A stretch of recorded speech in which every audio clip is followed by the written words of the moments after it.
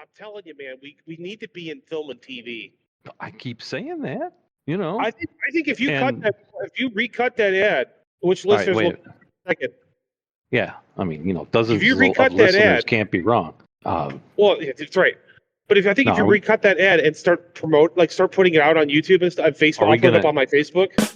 Are we going to kick this thing off first or what? I suppose we should. Yeah. All right. So let's kick this thing. Well, you kick this thing. Welcome again to another episode of Drake and the Maestro, Almost Relevant.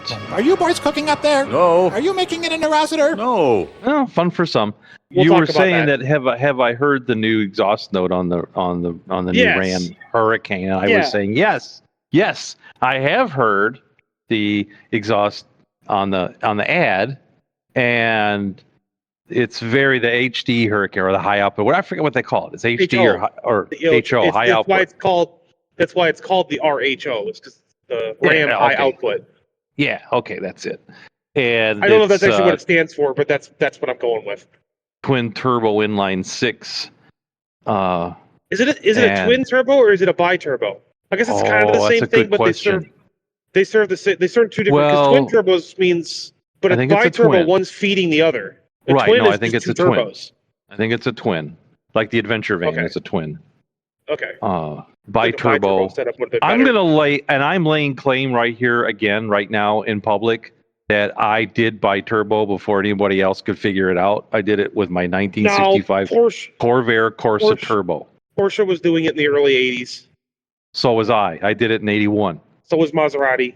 They had a car called the bi-turbo. Well, I'm still laying claim to it. I think we could at least one in my neighborhood. Well, okay, thanks. I think you could at least lay claim that you had you were of a similar mindset at a similar time. It's a example of convergent thinking. Okay, I'll take that. Right. So the ad was pretty cool, right? Got the truck doing its thing. You can hear the exhaust note as it blasts past you, and I'm thinking they're using some kind of generic. I can't even remember the soundtrack. And I'm thinking it's unforgettable. They missed one. They missed. Yes, right. They missed one critical part. They missed a golden opportunity. You know, whatever the Scorpions might want, pay them, because "Rock You Like a Hurricane" is the soundtrack. Right. I mean, that should be the song, the new marketing song for Dodge, if they really want to push the Hurricane engine. That's right. If they Dodge, now, Stellantis, are you listening? That's the thing, though, is that they're because Tim Kuniskis, the guy that used to run Dodge, right, is now in charge of Ram, or now in charge of the whole thing. He's the CEO of the whole thing because the last guy stepped down, and now there are rumblings that the V8. They probably have him cleaning the bathrooms at the engine plant. From last week, yeah. Well, there are rumblings that the V8 is going to come back. The big V8s are coming back because rumblings of the V8. Yes. Mm-hmm. Yeah, you heard me. Well done. Unintentional puns are the best puns. I will fight anyone that says otherwise. Yes. But there's those rumblings of the V8 coming back or maybe getting extended out and put into other vehicles again, like it was originally.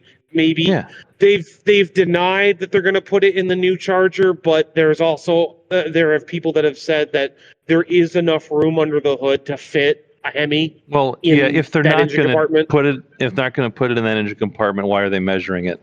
Well, there was other people that were measuring it, but yeah. I thought it was that. No, it's other people have gotten a hold of them and measured the engine compartments. Like, there's enough room in here for a Hemi, like pretty comfortably. Well, and I think that was because it's like well, Jell-O. I think that design. There's always room for Jell-O. There's always room for Jell-O. It fits in around the cracks.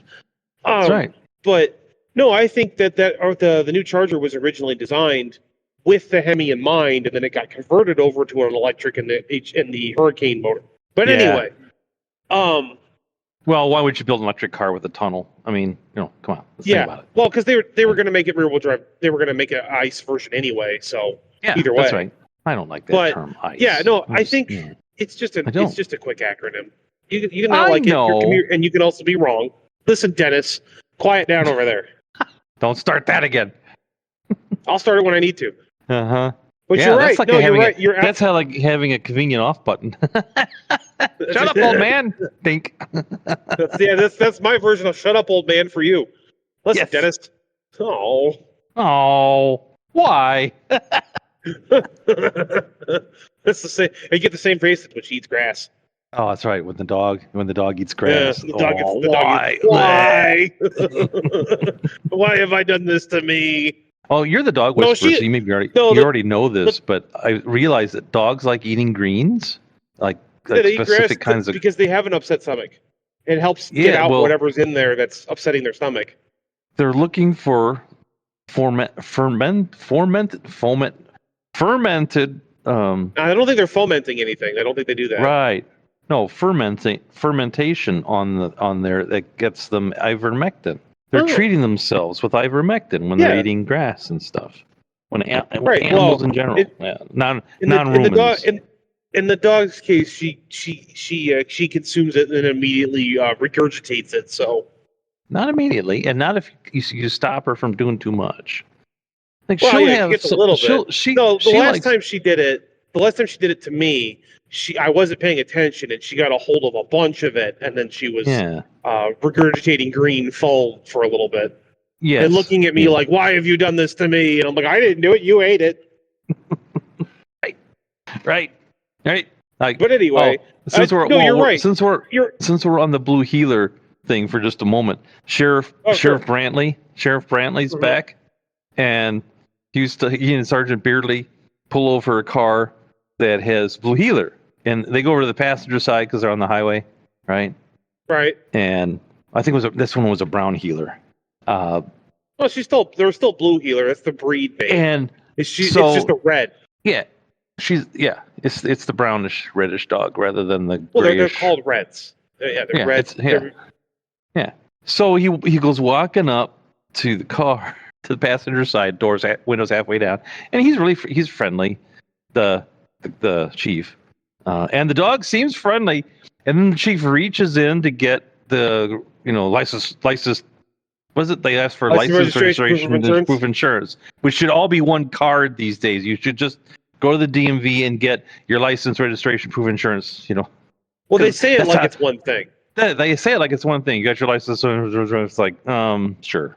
Anyway, so he's reaching in to get said documents, and the healer it's just been hanging out as someone wanted to. But as soon as the hand goes in the window, it's like, and he's the dog's kind of half playing and just kind of nipping and whatever. But he's also like, hey, you're inside the perimeter here. You're breaching my perimeter here, and I don't appreciate it. And I've never heard this said about a healer before. And she's like, "That's a healer, isn't it?" The drivers, well, yeah. This is those dogs are mean.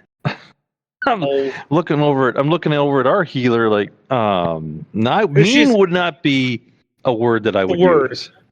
There's other. I mean, she has a streak in her. She's laying on the couch like a potato, upside down. Looking at you like, hello. You're my friend. I've seen it, and I think we talked about an earlier podcast. I've seen it where like the Rottweiler comes out. She's like, I'm gonna fight him, and I'm gonna tear him apart, and she growls at people that aren't.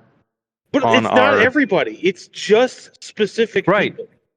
Well, he was saying the chief went on to say he formed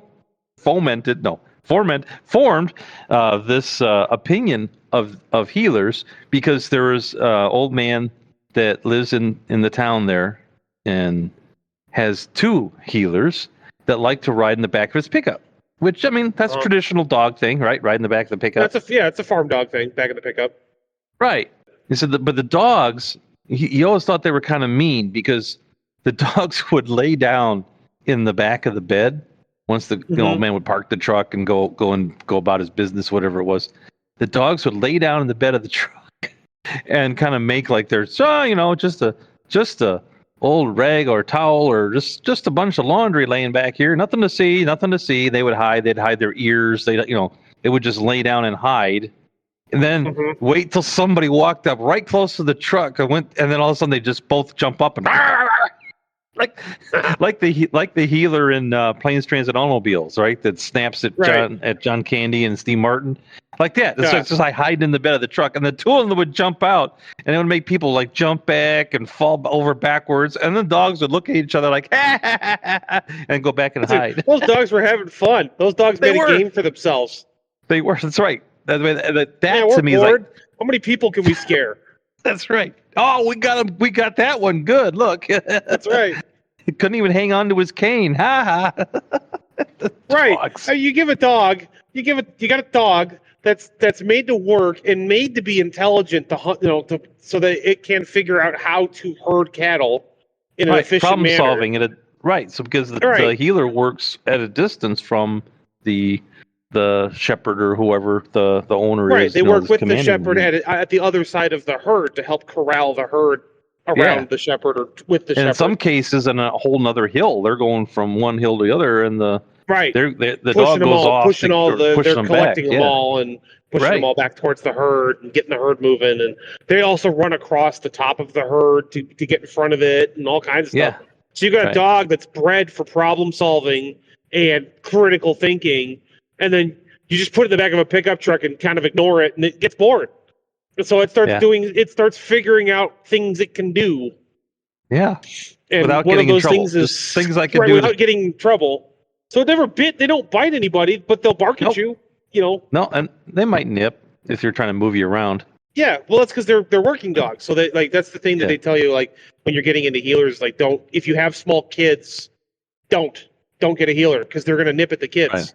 To get them to go where they want, because their natural instinct is that's how they move the cows or the sheep or the goats or whatever.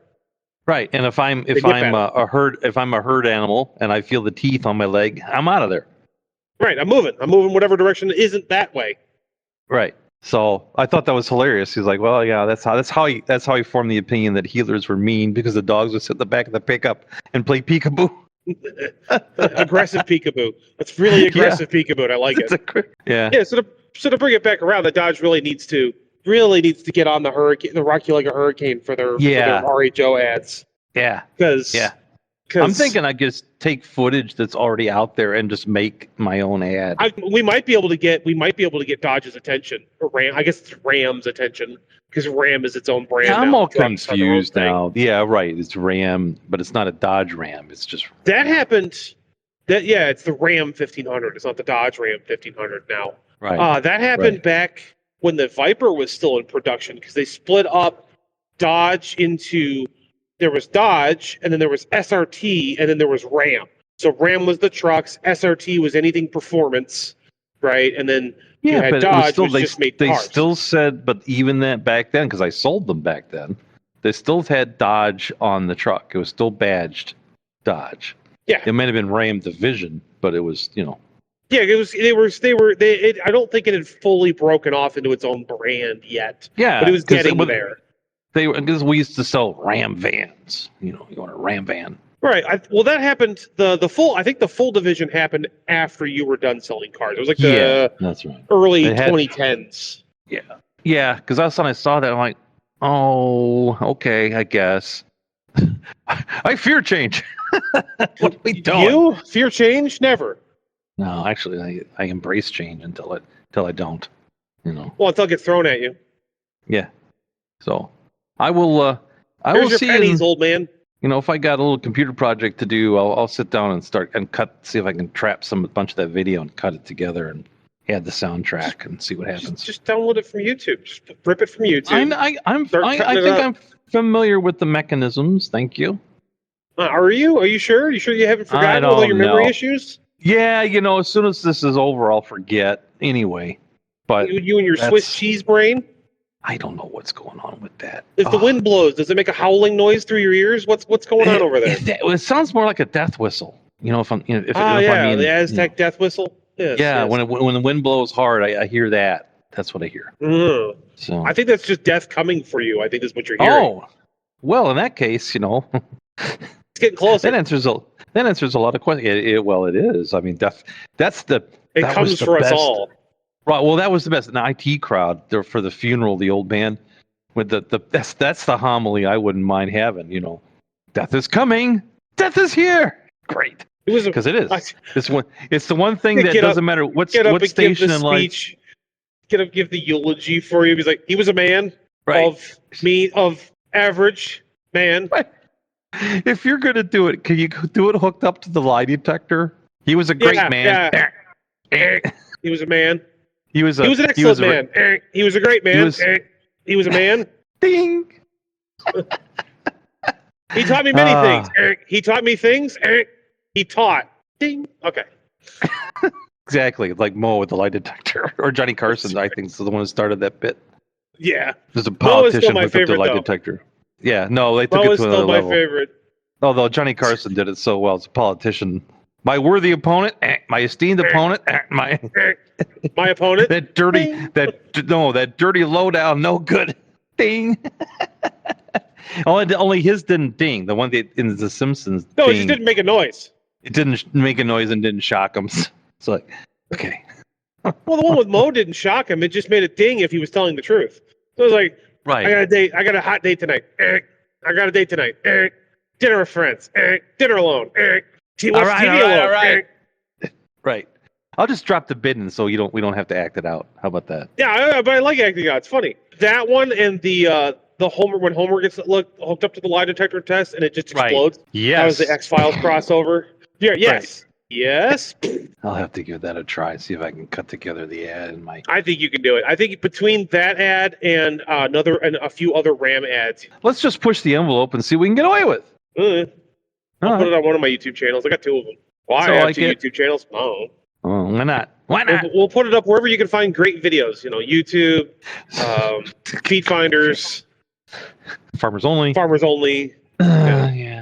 The Yellow Pages, Craigslist. Wherever you can find good videos. Wherever good times are had. In the car, on the patio. Stop buying poplars with our money saving 3-pack. I was just gonna stay silent and see how far you would go on your own. That's about as much as I can remember of that bit. Well, and speaking of clips and better videos, I was gifted a new TV. Oh yes. I always wanted. With your old man eyes. With my, of all the things that are breaking down on me, my hearing and my vision are still sharp. I still can hear. The rest of us would wish would break down. I can still hear about 20 kilohertz. My vision is still really good. Yeah, but you can't breathe or remember anything. So Right. There's so a trade-off. It averages out. It averages out. I can see and hear really well. I can't get out of my house. Of course, remembering what I was doing with what I was seeing and hearing, I don't remember. But hey, that's secondary anyway. Oh, my cousin's, already he's my same age as I am, and he's already into trifocals and whatever. But he can walk without his legs going out. What are trifocals? What are trifocals? Because I know bifocals. Like you see far away and you see close up. That's bifocals. What is like the third one for like the middle distance? Correct, and it's above. So the bifocal is like your reading distance, and then the next focal plane is across the room, and then the next focal plane is distance. So it starts at the bottom for close up, and then mid distance, and then long distance. Okay, I'd never heard of trifocal. That was a new one for me. You have to learn to tilt your head and look at your eye, and I'll get the lens. Right. That's why a lot of you see older people looking over the top of their glasses, or what looks like over the top of their glasses. What they're actually doing is the top part of their vision. The top part of their glasses is the bifocal. Yeah, it's the long distance one, or in some cases, people they have glasses. So they've actually changed how. The glass, you can get them either way. You can get them where the bifocal's in the bottom or the top. You look farther away because I don't down. Need it. So there you go. I have single vision lenses. I just need them to see far away. I could take my glasses off. I could still read and stuff. Yeah. You want me to do things while I'm also trying to see things? Come on. So going back to seeing things, right, and hearing things. I was gifted this OLED TV, and I always wanted to try OLEDs. They always look really, really, really nice in the store displays. Yeah, really crisp in the store and stuff. Yeah. Well, here I put it in my home here at the cottage, and it's giving you a tan. Oh gosh, it's like a fluoroscope. You know what? I watched one of my I watched one of my car building shows. I got welder's flash from the arc welding going. I was like, you know what? My gosh. It's realistic. It's realistic. It's realistic. You can't say that picture isn't realistic. It gave you welder's flash. You got after images in your vision from the welding arc, just like Right. I had to go check my retinas because like there might be damage from looking at the welding arc, that kind of stuff. And then watching the cop shows, I'm getting epileptic seizures from the strobes, just like I do going by the new digital strobes on the real cop cars at night.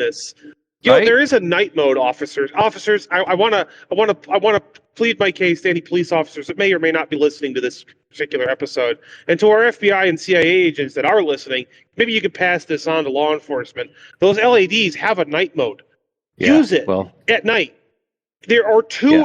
I cannot tell you how many times I've gone past a police car on the shoulder at night or 2 a.m. because I got someone pulled over, and I cannot see the road because their squad car lights are so bright.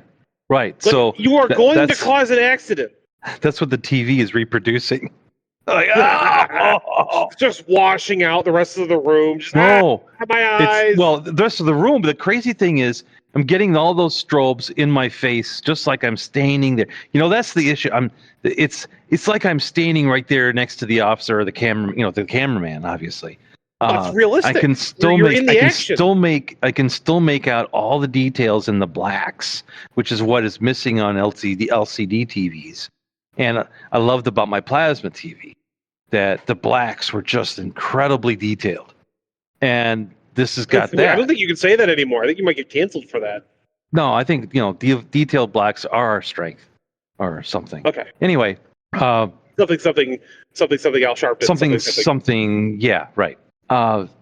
And but the dynamic range is undescribable, and the range of light intensity is, I think, beyond reality. In a way, it's just incredible. The problem I have with it. This is reality TV. It's better than real life. Yeah, it's reality. It's a reality TV for which you watch reality TV. Right. I can't watch reality TV. I can't watch any of it. None of it. None of it. I couldn't. I stopped watching Street Out. You were still watching Street Outlaws long after I stopped watching. It's like, these idiots. I was holding out hope, and then I gave up. It never got better. It got better. It actually got worse. There was definitely a fall off there. It was like, it's really cool. It's really cool. Oh, it's stupid now. So back to my new TV here. I think I'm going to have to switch it out for the old one because I had one of those curved Samsung Quantum Dots, and initially I was like not happy with the blacks, but I was able to make do. But it doesn't give me headaches. This new one is so intense. I can't, And listeners, if you have a tip to how to mitigate it, but I can tell you, I am a techie geeky guy, so I've been down in the weeds. I've been into the AI and the question I have is, do you remember what weeds you've been down in? They tasted good, Well, that's something. Both directions, down and up. Just ask the dog. She'll know. And the AI mode's worthless. So I got in there and I finally got all the AI turned. I got it all turned off, so it can't hear me. That's what you think. That's what it wants you to think. Don't worry. See, this is where you could say it fomenting. It is fomenting your downfall. See how that works? That's what that word is supposed to be used for. So, I kind of came to the opinion it was kind of like having a really bright LED flashlight being shown at me, just flashed at me. That's kind of what it is. That's kind of what it is, right? But you want to look away to shield your eyes, but then you want to see the image. So then, so it's a train wreck. You want to look away, but you can't. Yeah. So then your eyes are going through a lot of the pupils are constricting and dilating, which is eye strain. And they're doing it to a very extreme degree because of the varying average lighting that's happening that the screen is capable of producing. Right? I'm gonna come over. You'll be wearing sunglasses to watch TV. Yeah, don't. We'll get you some of those blue blocker sunglass things. And you don't have to get them for me. I have them. I have my Well, normal. Well, I don't want to wear my driving glasses. I don't want to wear television. No, it's wrong. It goes against It goes against everything that's holy. Everything I believe in.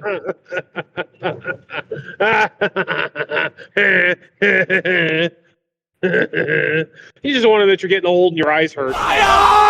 Yes, like that. Because I've gotten into the fine controls. I've dialed up my own color temperature, which is a little warmer than the normal color temperature. Because I'm gonna have to factory reset it. Yeah, that's ezy to do. The pure whites are way too pure. I mean, every time something came on with. First, we got.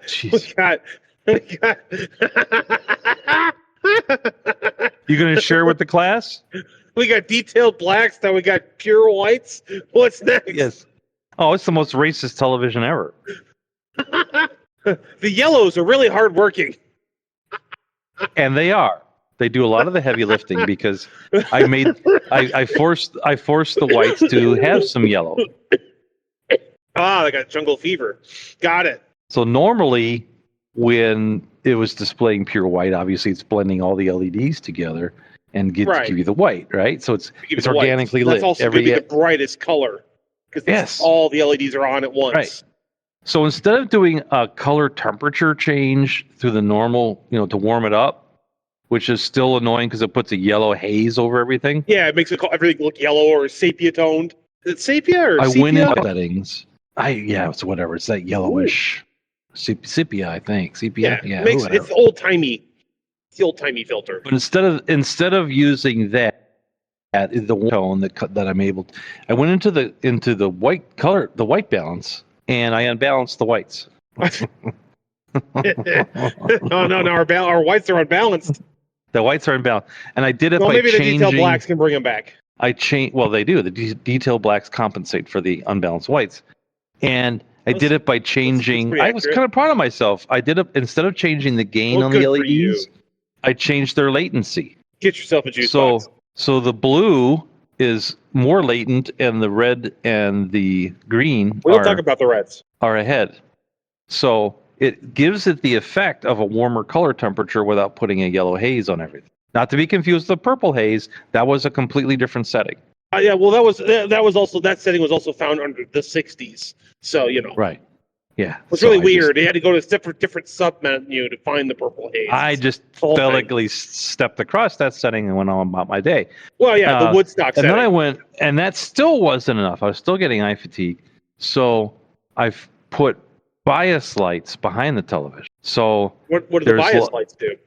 They shine against the wall and put a glow around the back of the TV on the wall. So you're telling me these unstable whites and these detailed blacks are now biased? Yes. Yeah. Got it. Okay. Like I said, the most racist TV ever. Nothing will get done on that TV. And the bias lights really help. And during the day, if I have an extra light on in the room, it's good. At night, I turn the extra light off and then just have the bias lights, and it's still pretty good, but it's still more than I want to deal with. So I'm going to have to rehome it. And I think we talked about that. You can bring my plasma to me, and I'll give you this one. I think you've got enough plasma already in your body, but I'll bring the TV anyway. Yes, that's right. And I'm have it tested on next week because I've been studying. You've been studying your plasma. You've been studying for your plasma test, have you? I have. So I like to study for my drug test, so I'm right there with you. Yeah, you got to study or you'll fail. Yeah, some of my best tutors are Jim Bean and Tony Montana. It's really wild. Yeah. So on a serious, no, we're not. And on a serious note, I called.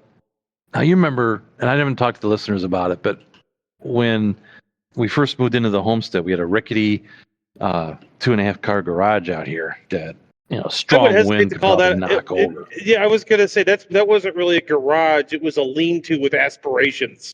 Yeah, there you go. And when I was looking close, when we tore it down, we tore it down because I wanted to put up an ag building. Did you tear it down or did it just fall down? Because it's kind of the same thing. Took the front end loader to it. Right? Knocked it over. But he didn't even have to knock it over. Once we did a little bit of structural damage, it just pancaked itself. Oh, well, that's convenient. Roof came straight. Self-deleting. Roof came. The roof came straight down. Just boom. That was it. And then we cut it apart, salvaged all the lumber, and the rest went in a dumpster. Right, Mr. Hemeyer. There was no sheeting under the siding. I could never figure out why I couldn't get the siding to sit right once it got. Well, let's just say the previous owner came in contact with the siding with their vehicle from time to time, and so the siding was knocked out of place, and I could never figure out why I could not get the siding to go back. It should just snap back up together, right? Well, there's no sheeting. There's no sheeting. There's no wood under the siding. It just goes right from there to the studs. Oh, you got to be sheeting me. Got it. No. And to keep the walls in symmetry, they just had a steel rod, like a little steel rod that they nailed in. Well, no sheet. Diagonally across the studs. It's like, this has got to be the cheapest garage in history. It's a CB garage. It's the same as the house. So, anyway, knocked down the garage, and we put up a big ag building, and part of the foundation of that foundation of that ag building is concrete. And part of it, all of it. This was during COVID, and let me tell you something. This is a lesson in me not following my own rules, guidelines. And you not following your own rules? Say it ain't so. Yeah. So this one that pertains to this situation that was my entire childhood. Never push a bad position, right? You've got to recognize when things are going irreparably south, and you got to just step back, reevaluate, and then hit it again differently. And this was during COVID, where you couldn't get a contractor for anything. And so I needed concrete work done for this. And I figured, there's lots of concrete. I called every concrete person within a 50 to 75 mile radius, and only one called me back. Another one called me back a week later. But one called me back, and he's like, hey, yeah, come on.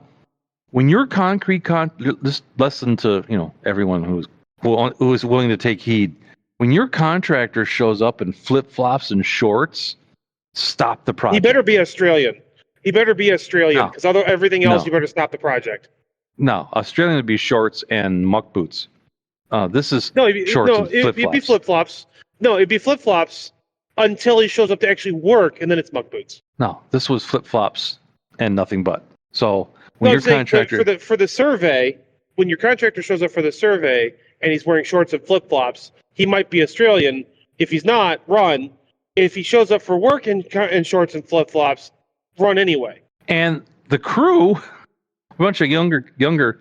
Everybody is young to me, but a bunch of younger people who spend a lot of time on their phones. I assume socialing on their phones. Stripped down.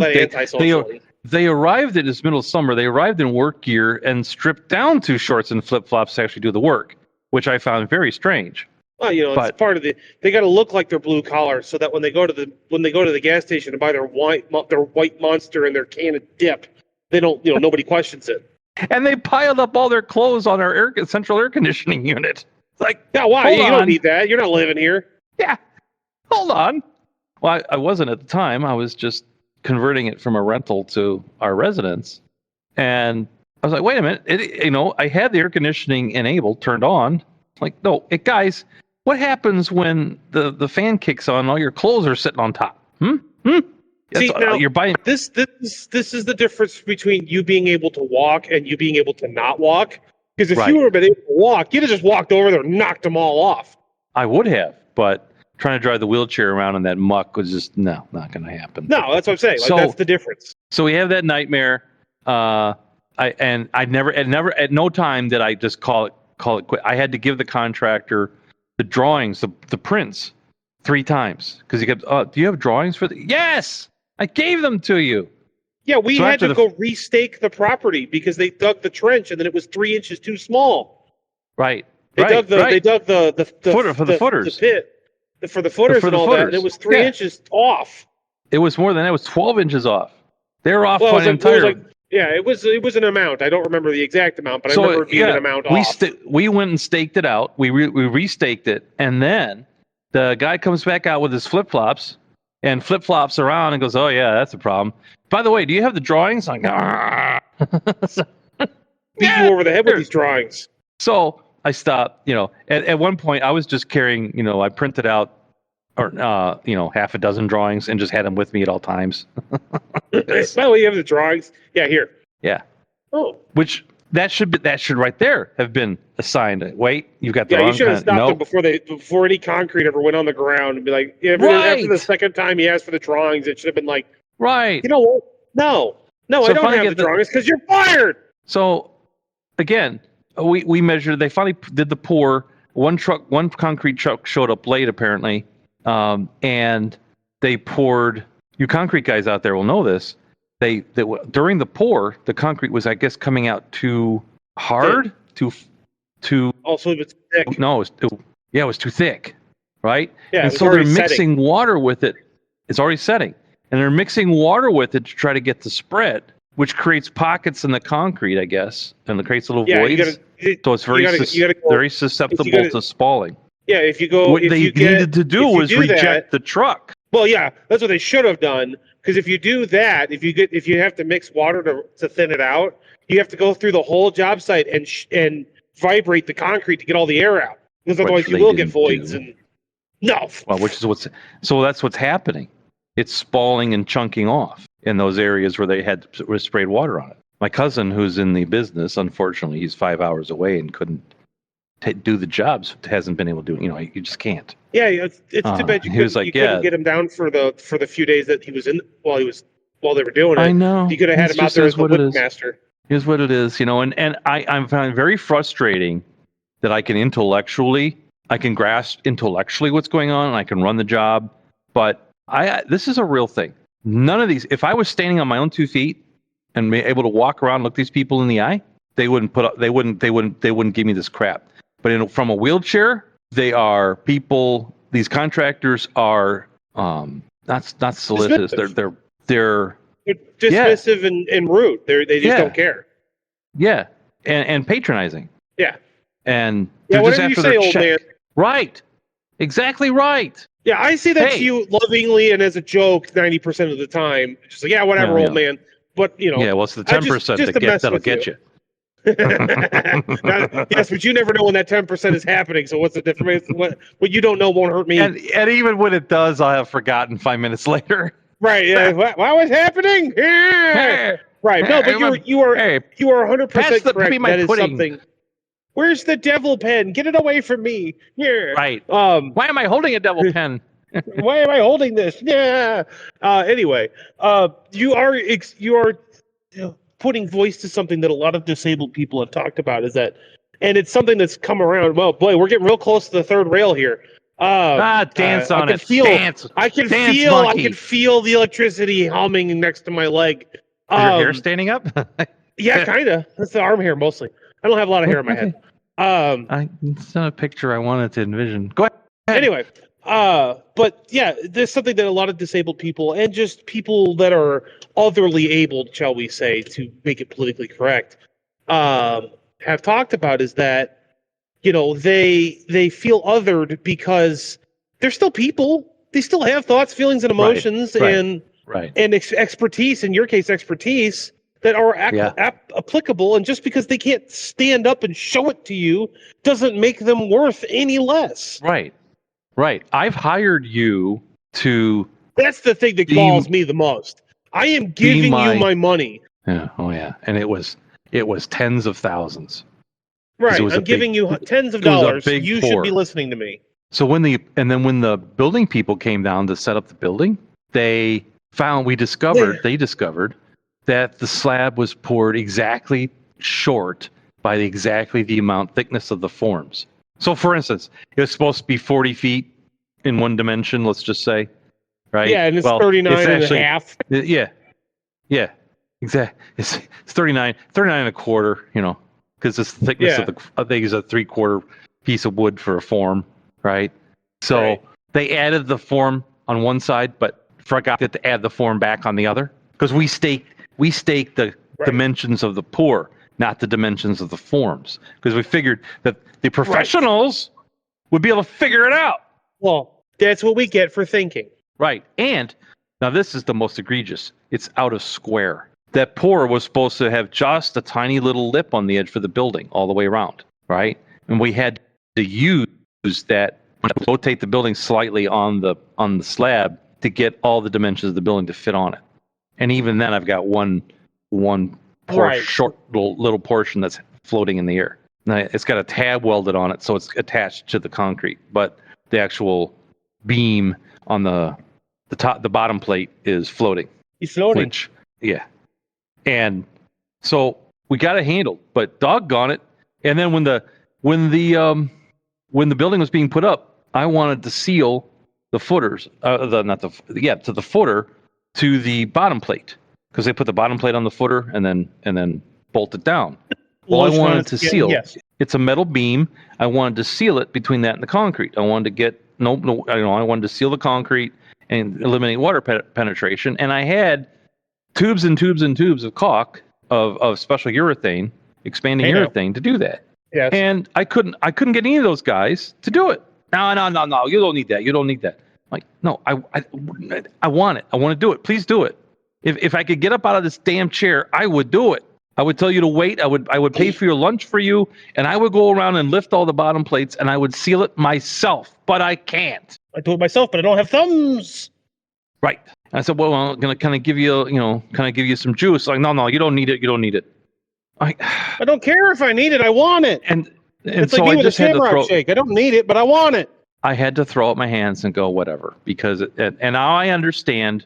And now I understand what every elderly, I don't know about woman, but elderly man goes through when you start losing your physical abilities. You know why old men are so cranky? Because they know stuff, but they can't get it done. Yeah, and no one wants to listen to them. And no one wants to listen to them. Yes, old man. I fought in World War II. Thanks, Grandpa. Man. Shut up. Right. Never mind that Grandpa was in World War II and saw crap that would, make your hair turn white. Right. Why doesn't he talk about it? Because it was so horrific. Okay. I got all this going on, and I finally just had to throw my hands up with all the contractors and go, okay, I guess they're going to do what they're going to do, and I'm going to be the victim. And so I am the victim. After these couple of heavy freeze cycles, the concrete is spalling off one side actually both sides. On the sides of the building where we had that last truck that came in with the partially cured concrete, it's all spalling off the sides. Yeah, it's all spalling. Maybe explain. I know what spalling is, and you know what spalling is, but maybe you should explain it to the listeners so that they know what spalling is. Concrete develops a chipped appearance because what's happened is water gets into those voids, freezes and expands, and pops those pieces of concrete off. So it starts looking like someone's taken a hammer and chisel to it. And starts chipping it away. Yeah, it's like breaking it up and like flaking off and stuff like that. And so that opens up more little voids, and more water gets in and chips it more, and then more water. It's just once it starts, it's almost a vicious impossible cycle to stop. Yeah. So the only solution I've got, long-term, permanent solution, is to take that part of the building down, get a concrete cutting company and cut that concrete out. And then cut back the footings, and then re-pour all the footings for that side of the building. So right? Fortunate. So I called the original concrete contractor, right? Yeah. I figured I'd give him a chance before his reputation online goes down in flames, right? Because I haven't reviewed him yet. Right. And I talked to it's his wife that runs the office. She's like, "Oh yeah, he can come out tomorrow and in the afternoon." I'm like, "That's perfect for me because mornings I'll work. Got medical stuff to deal with." And so she's like, "Okay, well sometimes he likes to call and see if he's got a schedule earlier if he can come out earlier." I'm like, "Well, if it's too early, you won't be able to reach me." But I give her my wife's number. She takes the wife's number down. I'm like, "I'll read it back." She reads it all back, right? So I wake up the next day.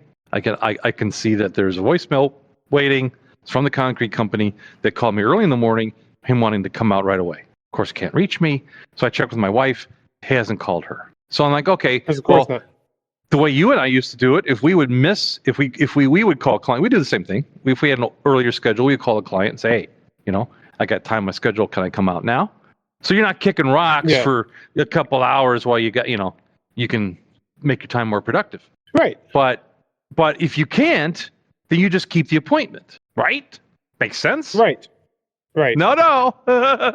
Not if you're wearing shorts and flip-flops on a Friday, apparently not. So he couldn't get a hold of you, so he screwed off to the lake and started fishing. Or whatever, right? Oh, but I think it's more sinister than that, okay? I think it's more sinister. I think what happened, well, I'll tell you what happened. So then appointment time comes and goes, and an hour after that, I call, can't get anybody on the phone, so I text his wife, and I go, is he coming? And I don't get anything for a long time, and then she texts back, oh, well, he'd wanted to come. No, she didn't even address him not coming early or wanting to come early. She said, yeah, he left a message for me saying, and I forgot all about it, to tell you that we're too busy, we have too many clients, and we can't take on more work. And so he won't be able to come out. And I'm like, wait a minute. He tried to reschedule it earlier, but now he's saying that he can't come out. Why did we even schedule the appointment? And then why did he call me? Because I got the voicemail. Why did he call me and tell me he just wanted to come earlier if he can't take on more work? And he figured out who you were. Exactly. Like, oh, it's that job. I ain't going near that. That's what happened. Mm-hmm. So you people in the trades, doggone it, clean up your act. Or at least police your own.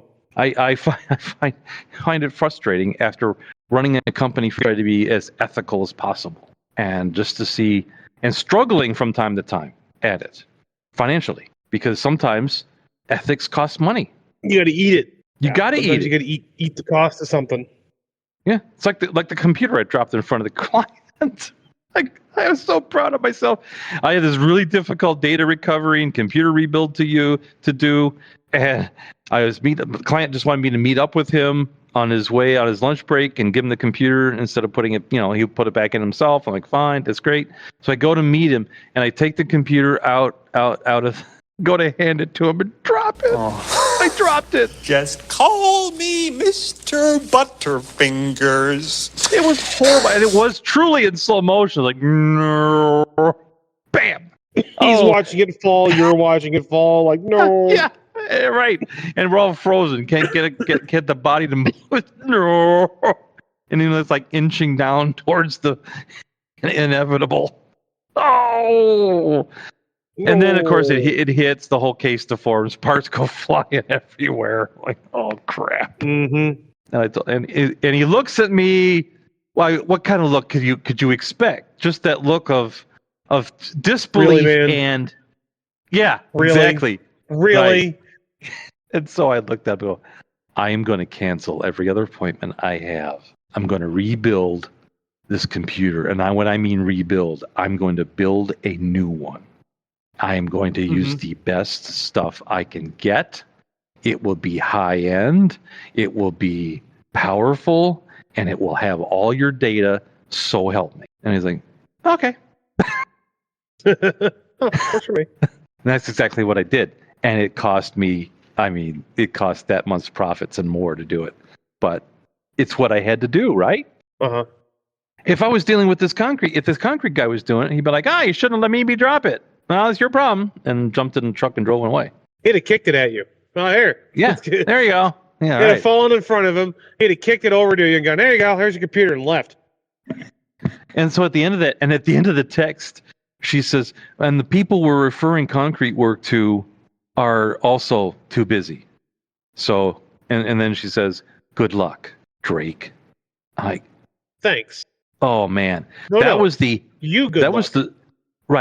screw you is what that was. Uh-huh. We've put your name out there for everybody else. What that was, we've put your name out there for the people we're referring people to, and no one will take your business. Right. So what's a poor boy to do? I've got to burn it all down. No, wait, you can't do that. How right, it's all concrete and steel. How, maybe if I have jet fuel, I could get something to give. I've got a building that's eventually gonna sag and maybe even partially collapse. And how is the bad poor my fault? I want to know. It's not. I want to know. And so it all comes back to there's a reason why you don't push a bad position, because that's exactly what I was doing from the beginning with this guy. I was pushing the bad position. Yep. I guess on that disappointment, we're going to have to say goodbye for now. Yes. I am resourceful, and I think, if your listeners have an idea of what to do with the concrete, you can, reach us on just comments right here on Spotify or on X at X. Drake and Maestro, and or by Maestro? emails. email at drakeandmaestro@outlook.com. Got a few emails come in there. That was nice. We did. Yeah. See, listeners, I don't know anything. Nobody tells me anything anymore. I'm just here to look good, and I'm not doing a good job of that. So that's your thing. And where was I? I forgot already. It didn't take long. And we'll see.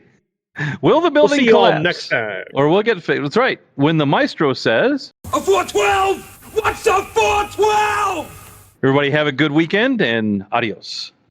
Adios. Adios. Adios, muchachos, caballeros. When you get out of here. Oh, the only reason I said that is because there's a German Shepherd in the truck next to me going absolutely bananas. Did he roll up it's really the window funny. on his snout? He's barking up a storm, and I've got little stuffed animals on my dashboard. One's a hamburger, one's a donut. So you're out there with a beef jerky in one hand and a stuffed animal in the other, going nah nah nah nah nah.